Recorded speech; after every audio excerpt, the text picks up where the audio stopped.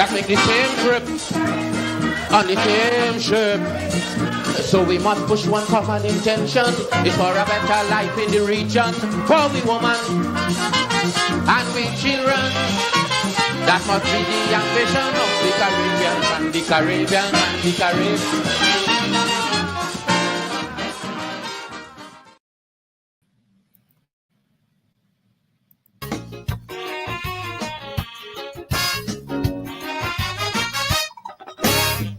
Poverty is hell, and the angels are in paradise, driving in their limousine, where everything is nice and clean.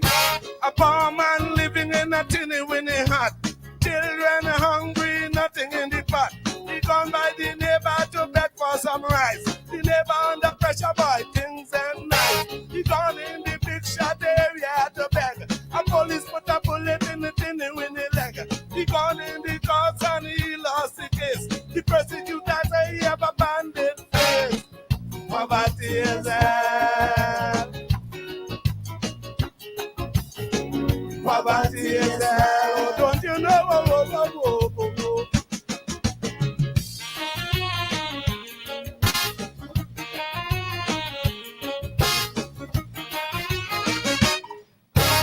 Wake up in the morning and the baby cry.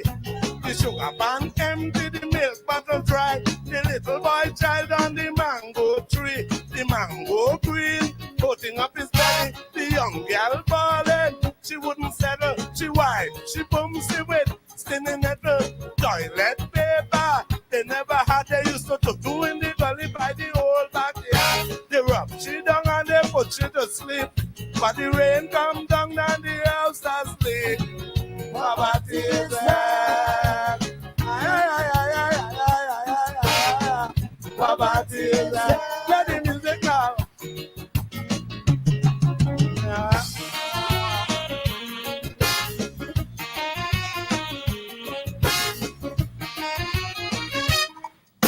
A poor man always dream a lot of dreams. Happy like a puppy when he dream another dream. He dream that he have a new roof on the hut.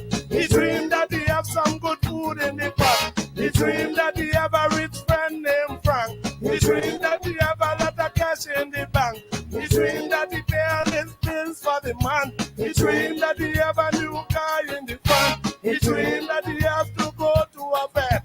He dream that his pocket have a big fat wallet. He wake up in the night and he rush for his pants. All he found in the pocket, a whole lot of ass. Poverty is hell. Poverty is hell. Don't you know?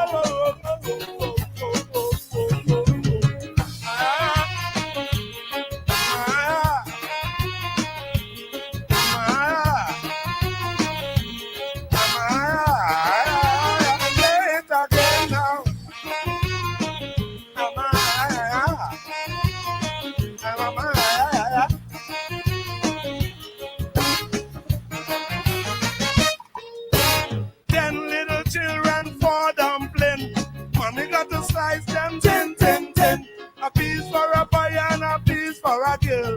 A piece for the neighbor daughter moon. You know the cat in the corner looking the best. Little Jack corner kick him in the leg. Go in the room and look for a rat. The rat in the roof, he know about that. Now the cat see a chicky chong, yeah, yeah. He rush for the chicky chong. But the poor little chicky chong threw away like a chicky chong. And then cockroach gone in the condensed milk. Mama get vexed for she condensed milk. Who leave the condensed milk open? Come here, you picky head, good for nothing. Mama get vexed and she blood get hot. She dropped some lash in the you know what. Poverty is hell. Poverty is hell.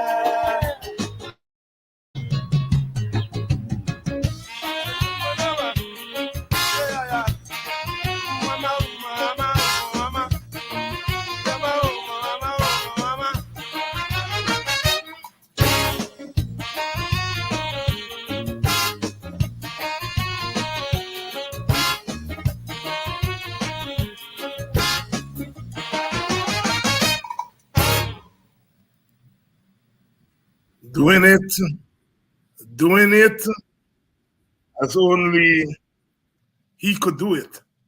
Winston Bailey, The Shadow. Poverty is hell. I regard that as one of the most profound calypsos. Calypsos are profound by nature. But that calypso, I think, is most profound. And one of the ways you know that the message of a song, a calypso, is profound is when other calypsonians quote it. And I can think about 7, 8 instances where other calypsonians have quoted Winston Bailey, The Shadow. Poverty is hell. And it has to be a profound calypso because poverty itself is one of the profound realities of our time and all times. And that is why we, in this age of relative plenty, we feel that poverty has to be one of the first things we tackle. I paid attention to the third stanza. He said, a poor man dream a lot of dreams. He dream about a lot of money in his pocket. He dream about the roof in the house. He dreamed that he could fix the roof in the house. And I want us to focus on that dream, because one of the popular sentiments, certainly among the elites in the society, is that poor people, the victims of poverty, those poor people, that they have no plan about how to get out of poverty. That if you put money in their pockets, that they are going to do all the negative things with the money. We went through that debate only recently. And here Shadow is saying that poor man is always dreaming about how he could make himself better, herself better. And then he wakes up from the dream and he goes into his pocket and he finds that the pocket get a lot of nothing inside.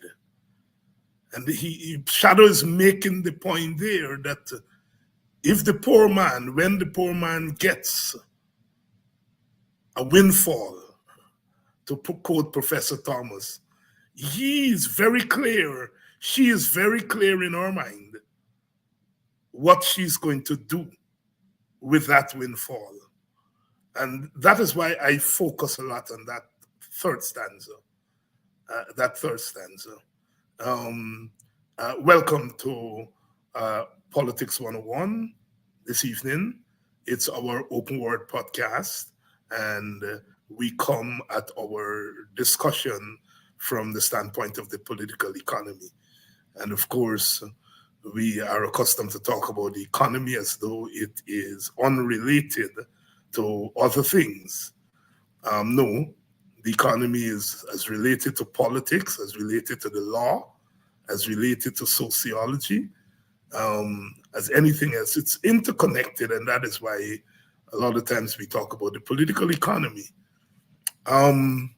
Welcome if you're joining us from Guyana. If you're joining us from outside of Guyana, welcome to our Open Word edition. And it's nice to have all of you on.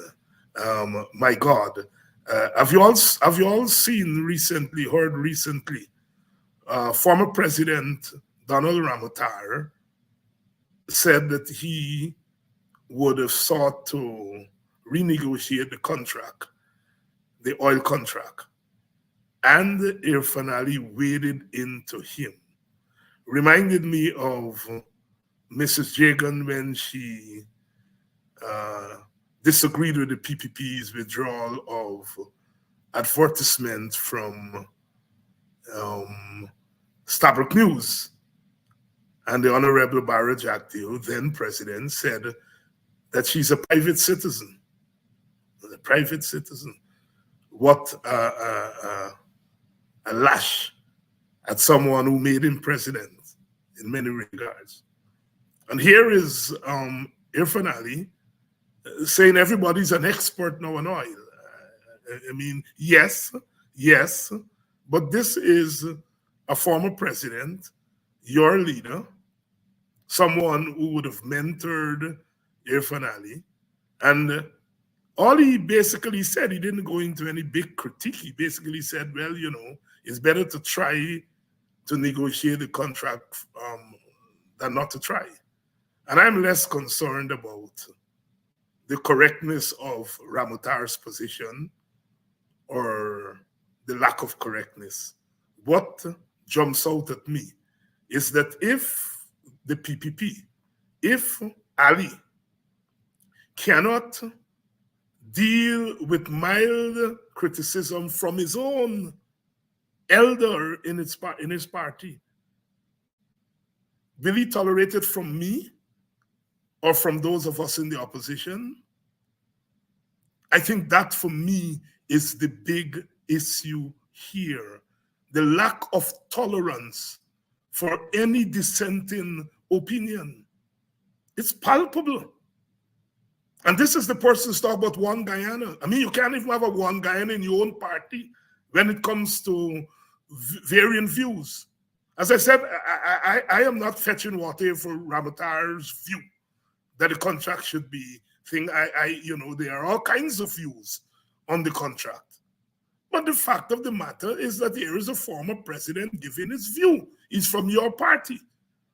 And you are running around the place talking about one Guyana, and you can't stand another view inside of your own party.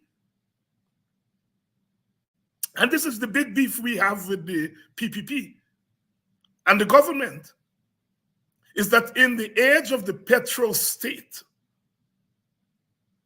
the opinion space, the diversity of opinion, the diversity space has shrunk considerably. Welcome to our Open Word edition. Professor Clive Thomas is here with us, and we are going to be talking about universal basic income. This thing about tackling poverty is a serious issue. And as we have argued here on this program, that there are all kinds of proposals that are being made as to what we should do with the oil and gas windfall. Lots of them are one-dimensional. We should spend on infrastructure. That is where the government head seems to be. Some people are saying you should spend on education and health and so on and so forth. Very few, if any, of the proposals are saying that we could spend on all of those things. And none of the proposals has taken the analysis beyond the enumeration of the things we could do and take it into the realm of analysis. When you lay all the possibilities on the table and you do an analysis of the society from its historical perspective, from the development of its economy, its political economy, and your analysis must take you somewhere. And we in the Working People's Alliance, our analysis takes us right there to poverty. And therefore, we have situated poverty at the center of all the other policies that have been advanced. And you all know that we have advanced policies. We have had advanced policies that have to do directly with oil and gas. We've talked about the National Oil Company. We've talked about research to bring us up to speed as quickly as possible with renewables. And we have also raised the question of poverty in a frontal way, even before forest oil. We have sought to situate our developmental thrust within a larger regional perspective. So we have advanced ideas, but we are saying at the center of all of this has to be this question of the alleviation of poverty. As Shadow says, poverty is hell. The little boy wake up in the morning, he can't get nothing to eat. And the rich people driving around with the limousine. And he go and steal from the rich, and the police put a bullet in a teeny weeny head. Shadow making the linkage there between poverty and class divisions in the society, and how the institutions, like the police and the courts themselves, are hostile to those victims of poverty. That the institutions themselves in the society are not about, but punishing people as victims of poverty. Welcome again to Politics 101, or Open Word Edition. Let's bring in Professor Clive Thomas. Professor, how are you? Good evening, David. Fine, thanks. A lot is happening in the world. As we speak, another war has broken out there in the Middle East. War against civilians. My. I know from constant conversations with you that you worry. I mean, it's one of the things you tell us in the WPA all the time, is that the world is at a place that one worries about the world. Here's it, we have the war in the Ukraine that's been raging for over a year and a half, and now we have another war in the Middle East. A few comments on that development there in the Middle East. It's a war against civilians. Yeah. And that is the part of it that is most tragic, because the victims of war are ultimately civilians at every time and every space. I don't know what you can expect when you have an open prison with 2 million people living in an area less than the size of the Washington city, and the Americans could be backing the war being declared against those citizens. The occupying power controls exit and ingress into the territory. They control water. They control electricity. They control every single movement that is meant to make a community survive.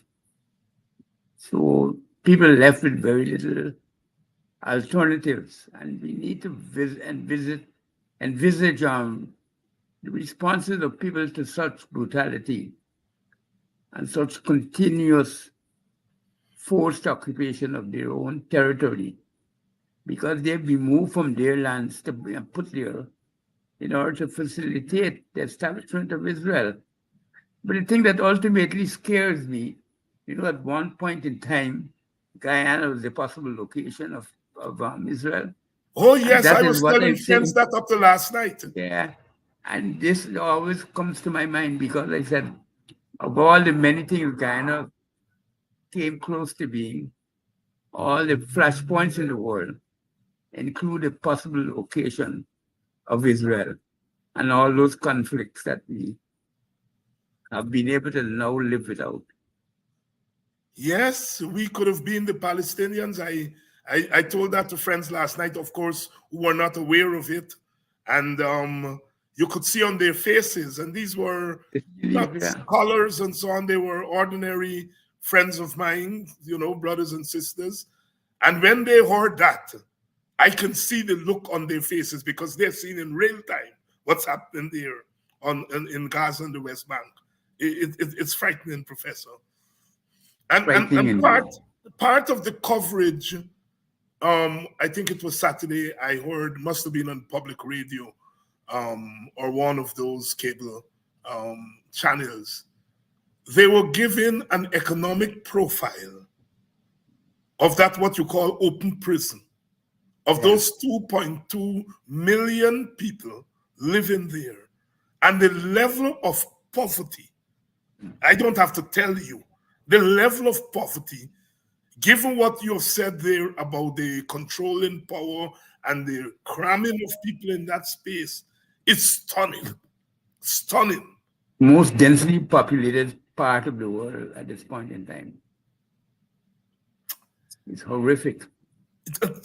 Terrible, terrible. Which brings us to our own country, because as you pointed out, we came close to Israel being located in Guyana. But more than that, we are a post-colonial society, post-slavery society.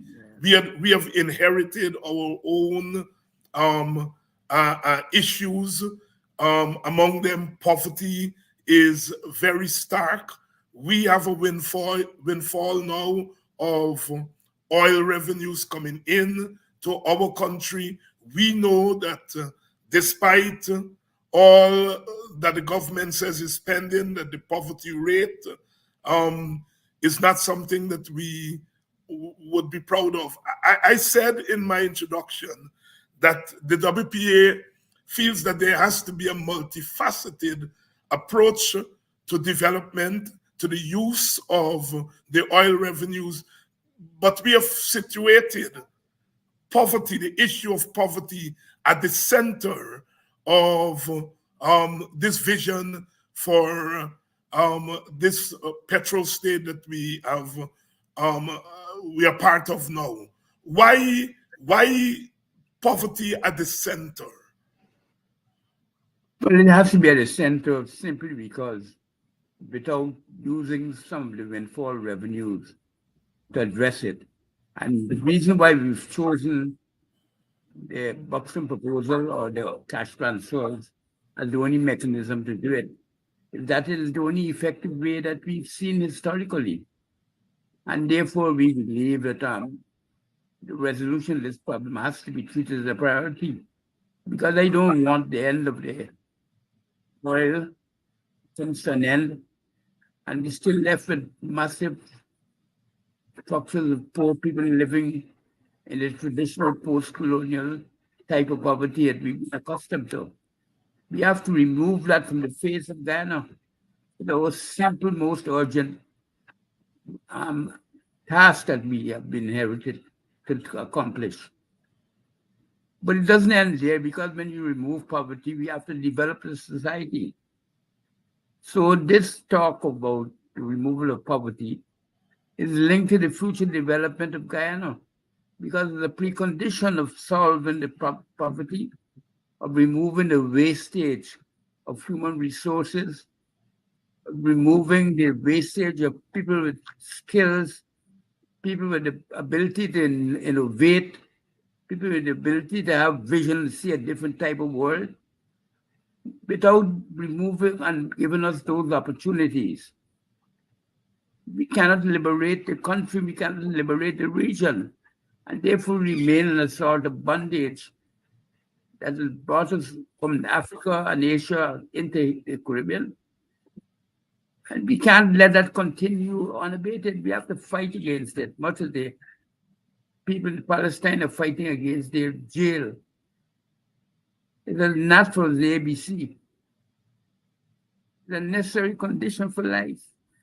Any thinking of the future of Guyana and any vision of us as a people must be as a free people, free from the bondages and strictures and the deprivations of poverty. And that is why it becomes the most important task, because the biggest hurdle and obstacle to our development at this point in time. But it doesn't end there. So our fighting to eradicate poverty is a step towards the liberation of the country's resources and its people, so we can begin to think of a world of different perspectives, of different opportunities, based on different principles and a way in which we can build and create for ourselves. So that's the vision that we have when we talk about it. And I'm happy to say that the sense of this vision is growing wide and wide, and far more importantly in other important circles of opinion. I think I mentioned here before the Global South Tricontinental Social and Economic Research Institute has a global project to try to sort of engender the growth of a development theory that is rooted in the extinction of poverty as any possibility of existing anywhere within the global south. It's an ambitious project, of course, once you begin to talk in those terms. But we have to match the ambition of the persons who live here, because almost everybody who is part of the project believes it can be done with the proper distribution of resources, with the proper application of knowledge, with the theories that we have been able to develop so far, even with the contribution of the institutions that we have built for this purpose, like the United Nations and its agencies and that type of thing. We can go a long way towards doing that. So even things like the universal basic income transfer schemes are now being promoted, at least in a serious way, by the leading institutions, surprisingly, despite the initial disdain for them because they felt like giving money to the poor people.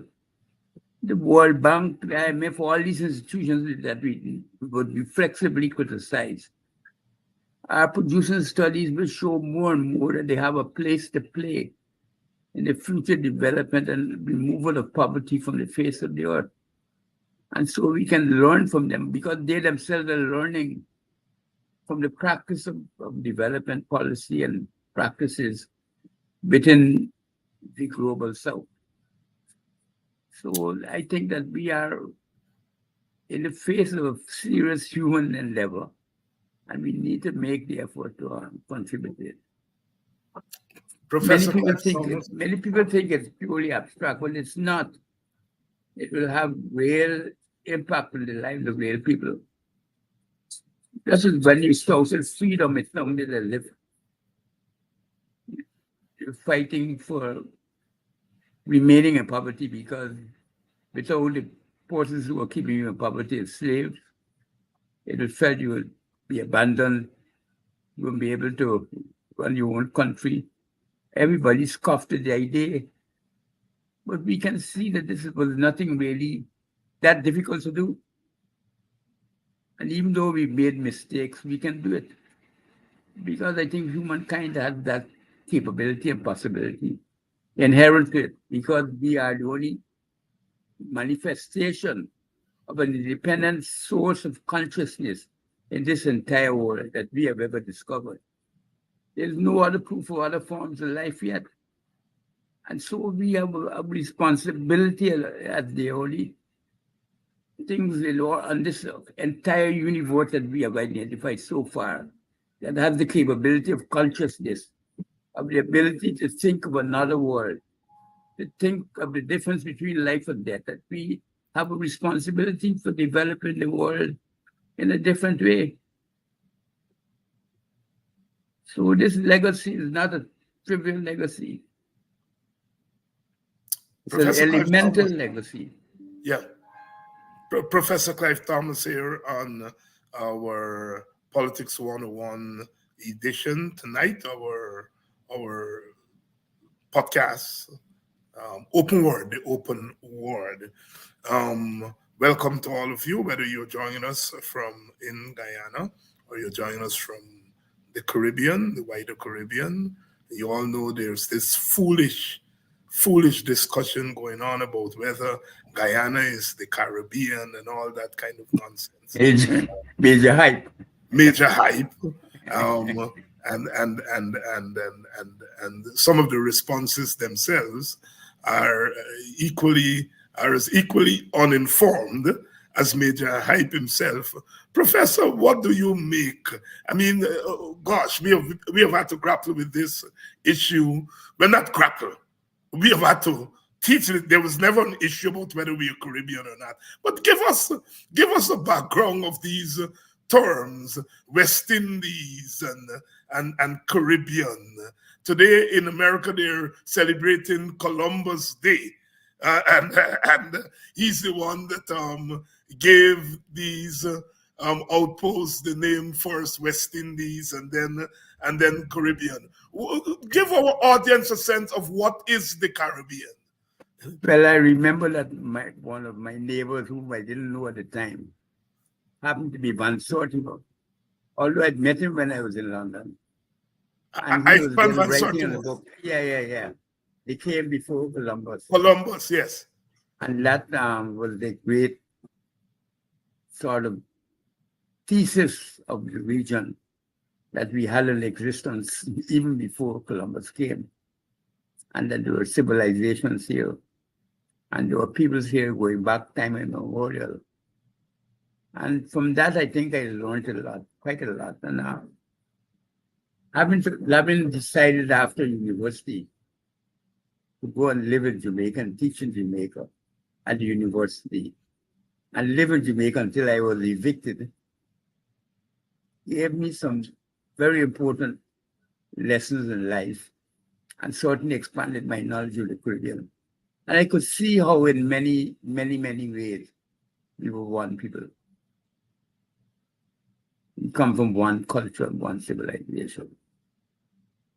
And I think it had distinctive forms and distinctive colorations because it was blended with a mix of colors and Caribbean ethnicities and imported ethnicities and passing through ethnicities and linkages to the wider Americas, linkages to the North America, where many of us migrated again, and linkages to Europe, especially in my part of the Caribbean, Britain, which was an important outpost. In fact, I went to Britain as a migrant. I'm not a student. Many people don't know that. Okay. And then I decided to study. Yes, as I listened to that discussion with Major Hype and so on, it takes me back to Norman Gorfan, who I'm sure you know, who I know very well. And Gorfan himself has this definition, or these definitions of the Caribbean, which I have to teach, which you have had to teach. And so the whole notion of them and us in the Caribbean, Gorfan really laid that to rest with his definition of the wider Caribbean and where the Caribbean Sea washes and so on and so forth. This notion of an island Caribbean, do you attribute it to what, the education system? I imagine we have the sea. We used to call Guyana an island too, surrounded by land. That's right. Because the settlement was so narrow on the coast. Yes. Landmass surrounded by land. Yeah. I would imagine with CXC that they would be using Gorfan's work and so on to really give our young people a definition of what the Caribbean is and so forth. Yeah, I think a lot of that is being done in schools now. Yes. But big up to all those Guyanese who really stood up and in their own way pushed back against this hype by this young man who clearly is uninformed. I think one good way to practice history is the growth and consciousness of the cricketers. Up to the period when we became dominant in cricket, was the period when we were most dominant in our sense of being Caribbean. Yeah. And I think that had a lot to do with it, our dominance in cricket. Yes. Because we had to find an expression, and the expression just came naturally in playing the sport and the way we played it. Yes. Professor, let's go back to the issue of policies and approaches to dealing with this question of poverty. As you have pointed out, there are now institutions such as the World Bank, the IMF, United Nations agencies who have wrapped their minds around this question of poverty alleviation and the concept of the universal basic income. In fact, you have cited two reports or two studies, one by the World Bank and one by the IMF. And you use those as a kind of jumping off point for your analysis of universal basic income and cash transfer. Tell us what those two studies have said about universal basic income. The first thing to note about the study is that they're relatively recent. Uh-huh. The World Bank study was, I think, completed in 2020. And that one tried to survey the practices, the concepts, and the sort of guiding principles around which this has been practiced across the entire world. So it gives you a sort of global documentation of the various types of universal basic income schemes that exist.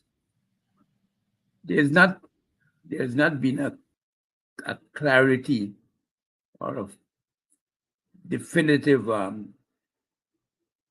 statement on what they exactly mean. That is what they've discovered. That things that are called universal basic income vary from country to country. But if you were to take it the way in which we use it, as an income scheme that covers the entire population, and therefore its universality is a central idea, and it's also unconditional. It's given to all people. And when it's given to all people, those who get an augmentation in their income will be liable to income tax, where you can recover from that income tax payment any excesses income that they might be able to draw down on because they have previous employment or attaining salaries well above their poverty limit. But in order to avoid the risk of any exclusion, or arguing from the thesis that it's better to save one poor person than to give a non-poor person an extra benefit. Starting therefore from the clarity you seek to introduce into the scheme and to ensure that there's nobody falling between the cracks by giving to all households. That's how our scheme is built. We ensure that nobody will have a basis for saying that they're still living under poverty. So despite those principles which they accept, many people call different types of things universal basic income schemes around the world. Some countries or states in the US have given for a period of years 10 to 12 unemployment benefits to everybody or to most of the people. Some people have given it based on attendance at school for the children in the household and health participation to ensure that you don't spread communicable diseases within the population. So there are a variety of ways in which they define. But what I found consistently is that they argue that most of the debates are just heated, more heat than light. And a lot of it is due to misconceptions. So people are fighting for things which are the mirror image of what they themselves are proposing, because they don't want to create dilutions of their concept. But when you would cut to the chase and you insist on the central idea, despite the heated controversy, there's a strong case to be made in certain circumstances where you want to get rid of poverty quickly, where you have the proper administration, where you have the proper amount of resources being made available, like in our case, the windfall oil revenues, to finance the scheme, that we should go ahead. So that is what I draw from the studies. And I've reviewed both the World Bank study and the IMF study as introductory sections to our study of the same recommendation, the same proposal for Guyana, the Buxton proposal. That in a nutshell is what it is. Yes, and you did identify 5 components. So I said there are 5 or 6 basic mechanisms. Mechanisms, yes. Yeah, that country apply in this to deal with the issue of poverty. One of them is the universal basic income. Yeah. They have others like employment, jobs for everybody, which has its own limitations, and which can lead to a lot of errors in application. Mm-hmm. It can lead to wastage because you're actually giving the people a task for which they have to fulfill to get the income, and allowing them to go and undertake the task that they themselves would like to undertake. That task must be sitting around all day because they're employing them. And so as far as they're concerned, the end of the task is when they exit from the job. So you can get a lot of wastage in that way. Marshalling people to go in and keep as we used to do with the scheme that we had before independence. Not before independence, but we had at one point in time. The various schemes for sending students and so forth to get exposure to development ideology. It can also be introduced just to strengthen the social welfare system that we have it. And that many people also would like to support. We also can have it to deal with special circumstances like Dutch disease created by the windfall revenue.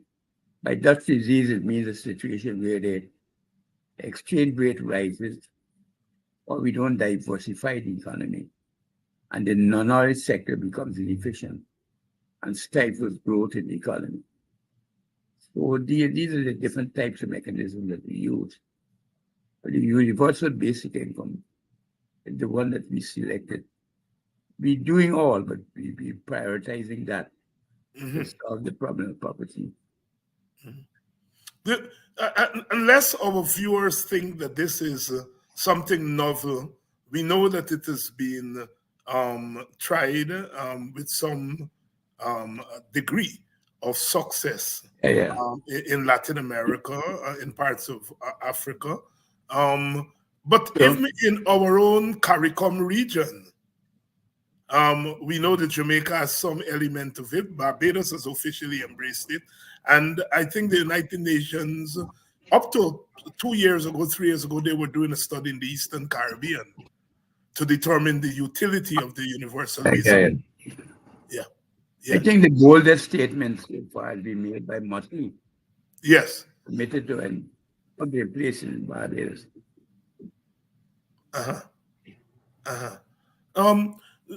If you will, Professor, tell us how that universal basic income, which of course, as we've been saying, is a global phenomenon now. But tell us in terms of the particular situation in Guyana, how the universal basic income, more than others, would help Guyana deal with the question of poverty. Well, I think mainly because it's feasible. We know the number of households, they're not too large. They're about 200,000 households, roughly speaking. And we know that 5,000 US would carry them above the poverty line, everybody above. You will get back a significant part of that income from those whose incomes are above the poverty line. So it's all gross, but the net transfer would not be that large. So we know that it falls within the scope of the earnings that we would get within from the oil revenues. And we have also set a limit to how much of the oil revenues will be dedicated to that scheme, and that we graduate its introduction based on keeping that limit so that we don't deny the other sectors of mechanisms, revenue for their development, like education and medical and that type of thing. And we found that it can be done and eradicate the remaining poverty in Guyana based on and that proposal by around the mid-2030s, by which time we'll be producing about well over 2 million barrels of oil per day. I figure 2.2. A couple of weeks ago, Professor, you did say that, look, we can get rid of poverty in half a decade. And that jumped out at me. Because you did make the point that given the kind of revenues that are projected to come into Guyana, that poverty in itself would go away eventually. But it's going away. It is going away slowly. Right.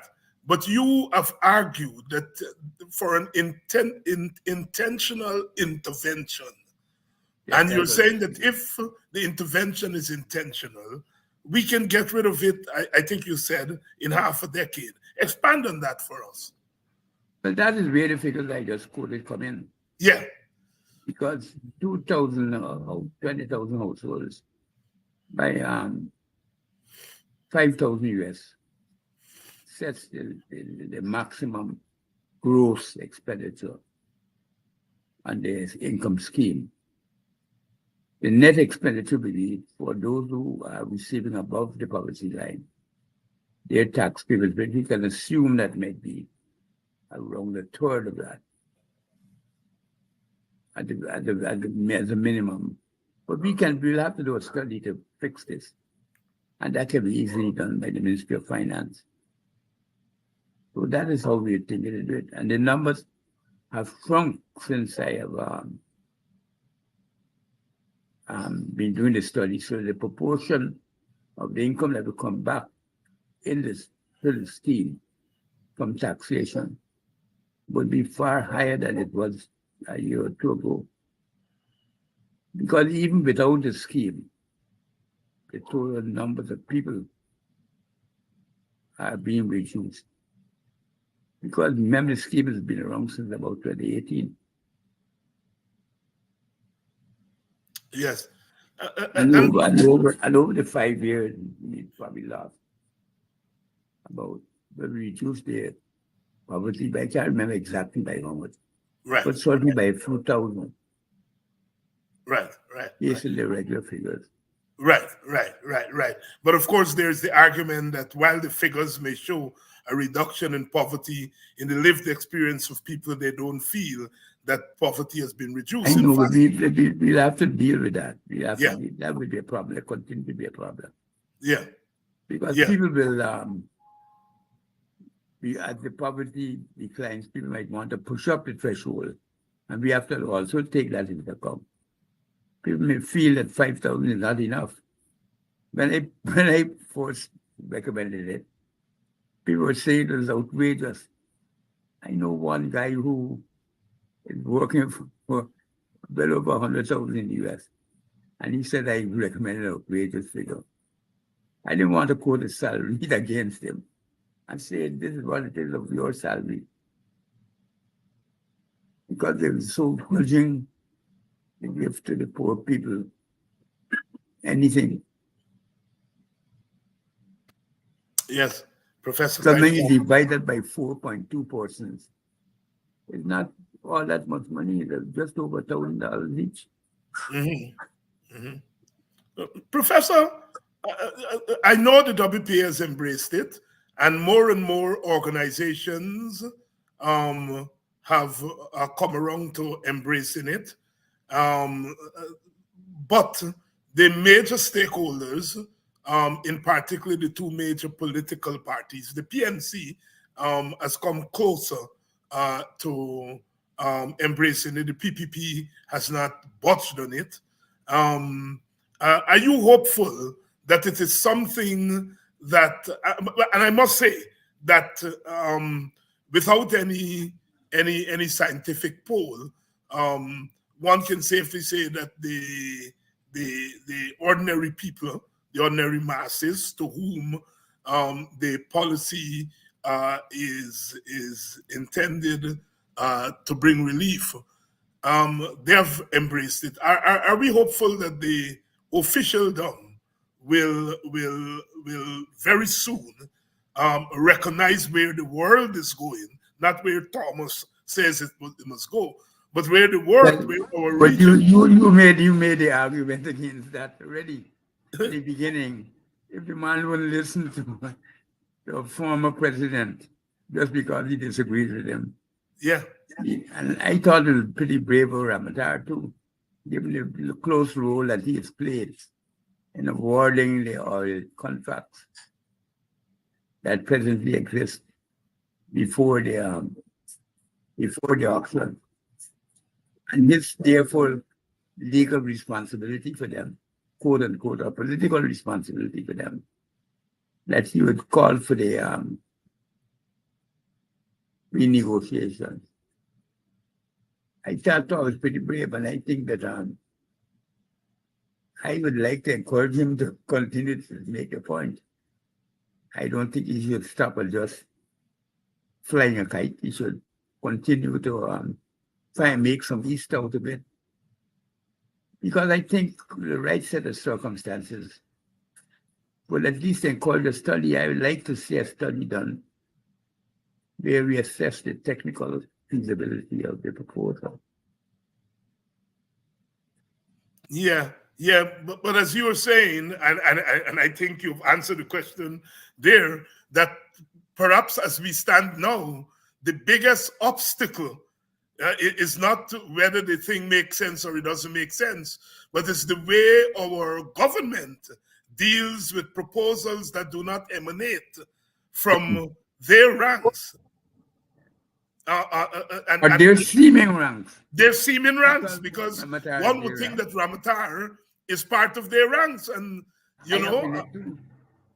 right. So I think you were saying that that's the big obstacle. There is the way in which they deal with proposals that don't come from them. But I want you to keep going a little bit on the Ramatar thing, because part of our struggle over the years is precisely that. How our governments have dealt with dissent, how they have dealt with developmental proposals that don't come from within their ranks. And I say that because as I look around our region now, when I, as a little boy, came into politics in the 70s, when proposals like the universal basic income would have been considered left-wing, and the so-called governments wouldn't touch them because they were too radical. Now we see a lot of those proposals are being implemented in parts of our region, less so in Guyana, but more so in the wider Caribbean. Have we matured, CY? Have we matured in that instance, or have we really? We better be no. Yeah. Yeah, we still bring a lot of prejudices to it. I heard a senior figure in the energy sector berate the UBI scheme in Texas. I mean, they're talking about something that is so ill-advised, and the tone and the language used. Yeah. It's like this introduction that I gave to the last version of the UBI scheme. Remember, the leader of the party that I supported in the election, the APNU, was most dismissive of what he called a handout. Yes, a handout, He said we ain't giving nobody no handouts. And yet he would give the GMSA handouts all the time. So they don't realize the absolute similarity of the proposal with what they do regularly for the private business sector. So ultimately, it's really a contempt for people. It's disrespect for the poor people that make them do that. They cannot conceive that they are capable of receiving wealth from Guyanese. And if they can afford it, they give it to the private sector. Because they have this notion that it trickle down. Going to the poor people will never trickle up. Yeah. Professor Clive Thomas here. Really, we are talking about the universal basic income, cash transfer, and other progressive policies that our ruling elites are so resistant against, and the world is leaving us behind in that regard, because while others are maturing, we in Guyana seem not to be maturing. Professor, we have the problem of our ethnic or racial problem, which is we don't often talk about it in real sensible ways and serious ways. But tell us how your proposal, the WPA's proposal for the cash transfers, how that in itself deals in a positive way with the racial issues that we have in Guyana. Meaning, how does it contribute to a kind of racial equality, racial equity, and a kind of multiracial outcome? Deals with it centrally. Because the idea is by making it universal, the point I stressed at the beginning, I mean, deny having to make selections of households and therefore to join criticisms from the constituencies across Guyana that people are selecting them in a biased way. If everyone has an entitlement, and then if you're not entitled because you're not poor, you pay the income tax on the income, and we know you have to declare that because you can only get it if you tell us what your income is, and it's integrated in the taxation system, then you will recoup whatever you got from taxes. But if you don't do that and you end up having to pick which household is poor, you're bound to get controversies. Yes. Some group is bound to say that they were left behind. And particularly in areas where monetary income might not be the sole source of income. Yes. And of course, we are going to take some time, probably in our next program, to delve a little bit more into the question of race, ethnicity, and the political economy. Race, ethnicity, and the political economy, because a lot of talk has been swirling around about evidence and data and so on. And Professor Thomas, I remember very well, back in 1997 when ACDA held a conference. It's a long time, and it doesn't seem so long, Professor, 26 years, when you made that seminal presentation at that ACDA conference. And it became, if you were, the benchmark for a lot of the discussion that we're having today on data and evidence of ethnicity and the economy. Perhaps at the next program we can get into a larger discussion of that. Yes. Yes, Professor. I think those things are all complementary to the Buxton proposal. Yes. Because I consider that the twin pillar for dealing with the racial issue in terms of economic policy. Right. So at the next program, next week, yeah. Yes, next week we're going to get into that dimension of the Buxton proposal on the question of race, ethnicity, and the economy, because it's not going to go away. In any, there used to be an old feeling that once you enlarge the pie, automatically the racial question goes away. Well, we have seen the opposite. I remember my late friend, who you know very well, Clarence Ellis, we used to have back and forth on that question. And by the time Clarence passed away, he had come to realize that that theory may not necessarily be true. And I always say, my God, I'm glad, I'm sorry he didn't live for this period, because he had been thinking a lot about this discussion of trying to put the building blocks together for our new intervention as a country, as a Guyana that is made up of different ethnic groups who came here in different circumstances, but we all are here today.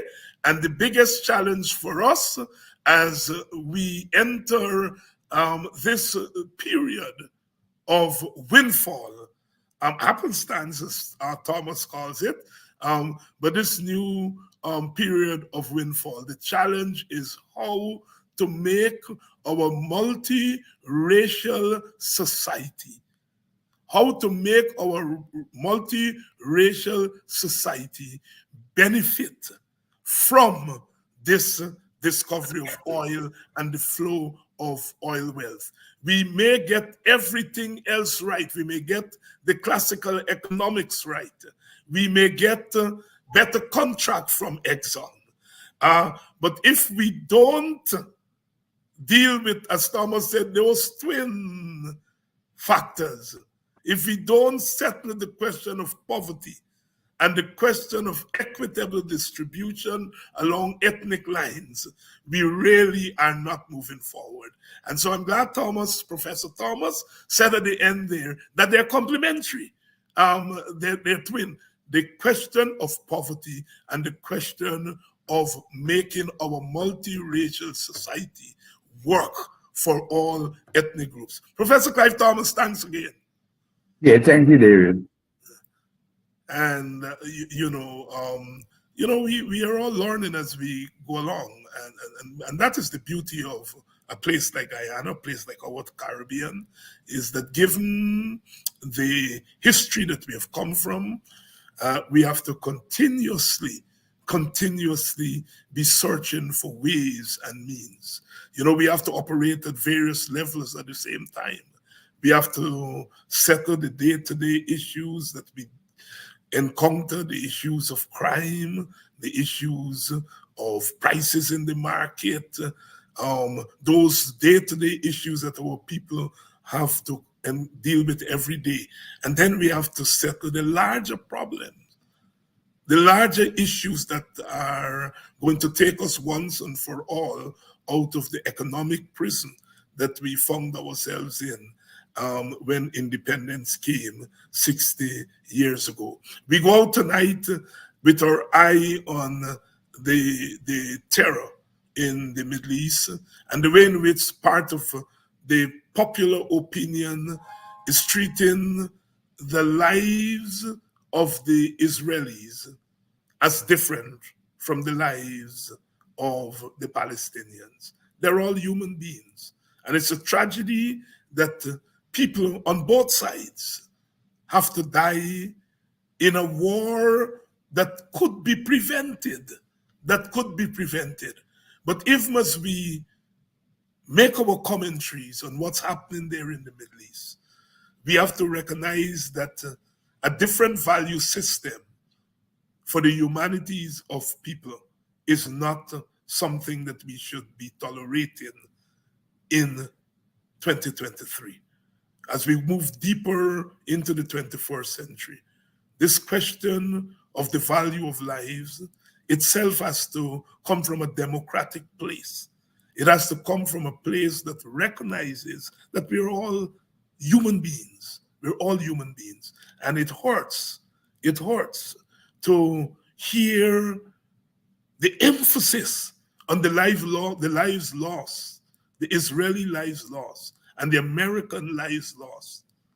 And as if those lives that are lost on the Palestinian side means nothing. We are going to reduce Gaza to rubbles. That's what you're hearing. Those of you who are God-fearing, pray. Pray for peace. Pray for equality of humanity.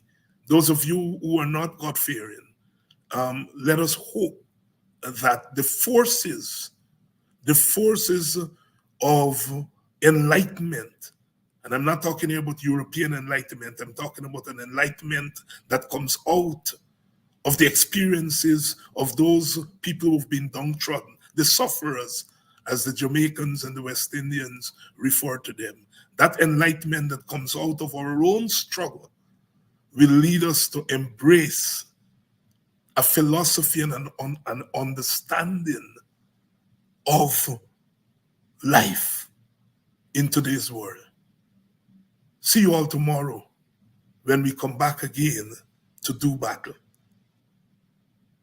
Tomorrow is not promised to all of us, but we hope that we are here tomorrow to continue to tell the story.